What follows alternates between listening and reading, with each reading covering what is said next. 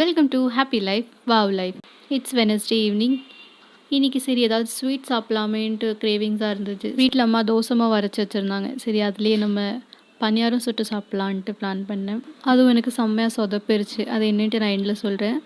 சரி சீனி ஆட் பண்ண வேண்டான்ட்டு தான் அம்மா மண்டபத்தில் இருந்தது. மாவு கொஞ்சம் நிறைய தண்ணியாக இருந்ததுனால தண்ணியில் போட்டு மிக்ஸ் பண்ணல. ஃபஸ்ட்டு நான் உட்காந்து நான் தான் துருவிக்கிட்டு இருந்தேன். அது எனக்கு செம்மையாக கை கட் ஆகிட்டு, அதுக்கப்புறம் அம்மா நீ எல்லாம் ஒன்றும் செய்ய வேண்டான்ட்டு அம்மாவே எனக்கு எல்லாமே ரெடி பண்ணி தந்துட்டாங்க. குட்டி குட்டியாக தேங்காயும் வெட்டி தந்துட்டாங்க. நான் ஜஸ்ட்டு அதை பணியாரக்கல்ல போட்டு தான் எடுத்தேன், அவ்வளோதான். அது என்ன ஆச்சுன்ட்டு எனக்கு இன்னமும் புரியலை. நல்லா மாவெல்லாம் ஊற்றி நல்லா மாவு மிக்ஸ் பண்ணி தான் வச்சுருந்தோம். ஆனால் அது திருப்பையில் எனக்கு பாதி இது பிஞ்சு போச்சு.